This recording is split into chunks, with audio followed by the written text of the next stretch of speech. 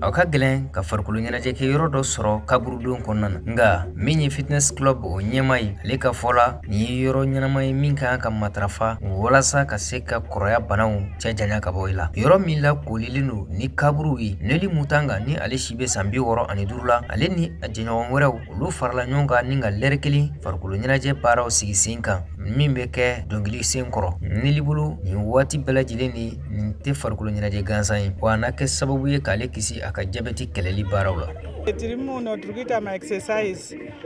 Madɔw sara ka sababu kɛ jabɛti bana ye u ma farikolo ɲɛnajɛ kɛ u y'u ta kɛ dumuni ye nka u ma farikolo ɲɛnajɛ kɛ wa maa caman yɛrɛ fana bɛ u la minnu fatura ten n tɛ fɛ ka se olu ma sisan u b'a yira k'a fɔ kan ka gɛlɛman kɛ yan.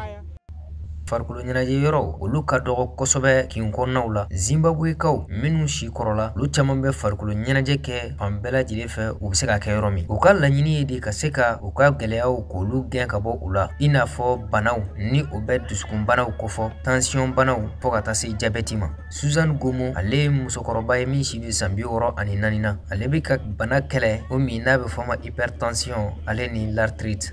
Ndanga kurema 86 kgs. Ndetozoti kana pendakagara so kuti ndisimuke ka body yangu yaindiremera.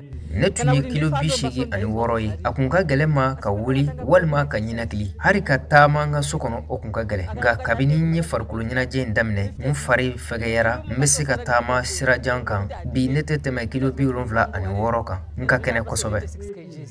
Saka ndiri kunzwa kuti aiwa zviri kuita body yangu iri kundi K'a sɔrɔ a tun ka ca maakɔrɔbaw de cɛ la dɔgɔtɔrɔw ka fɔ la bana ninnu sisan a bɛ sifinlakaw yɛrɛ sɔrɔ kosɛbɛ. Johan Marisa ni ale ye kɛnyɛrɛye ni furakɛli dɔgɔtɔrɔw olu ka tɔn ɲɛma ye ka bɔ Zimbabwe ale y'a yira k'a fɔ ale ani kɛnɛya tigilamɔgɔ wɛrɛw olu y'a jateminɛ k'a fɔ yɛlɛma telima o donna kɛnɛyako hukumu kɔnɔna na.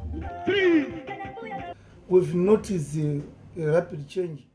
A bɛ waati janbɔ kilennabanaw olu kundulon bɛ kɔrɔya la nka bi hali sifinnaka min si bɛ san 20 na o bɛ se ka bana ninnu sɔrɔ. Dr. Joan Marisa ka fɔla ɲɛnaminimafɛnw ani dumuni minnu saniyalen tɛ i n'a fɔ kɛnɛma dumuniw fo ka taa se farikolo ɲɛnajɛ baliya ma olu man ka bila kɔfɛ nin ko in na.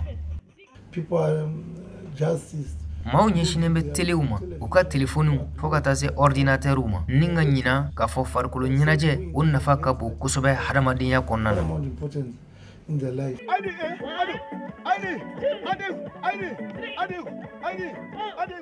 Joseph Nekati ale ye farikolo ɲɛnajɛ tɔn dɔ la degeliba ye ale bɛ dɔ dɔn o kan. Ne ba sɛgɛsɛgɛliw y'a yira k'a fɔ hypertension bana bɛ ale la fo ka taa se jabɛti ma kɛra sababu ye k'a lase hakilinabanaw ma ni ka fatu janvier kalo tile 5 san 2023 ka sanga ni a ba ka banni Joseph ale y'a laɲinisa a n'a jɛɲɔgɔnw ni ka musokɔrɔbaw k'olu fara ɲɔgɔn kan walasa u ka se ka farikolo ɲɛnajɛ kɛ o na kɛ sababu ye k'u to u cogoyaw la. Ale ka farikolo ɲɛnajɛ kɛyɔrɔ o dayɛlɛn bɛ bɛɛ lajɛlen ye Fufalaki wa a kɛn bɛ yɔrɔ ye fana maakɔrɔbaw bɛɛ lajɛlen bɛ ɲɔgɔn sɔrɔ yɔrɔ min fo ka taa se fitness kanubaw ma.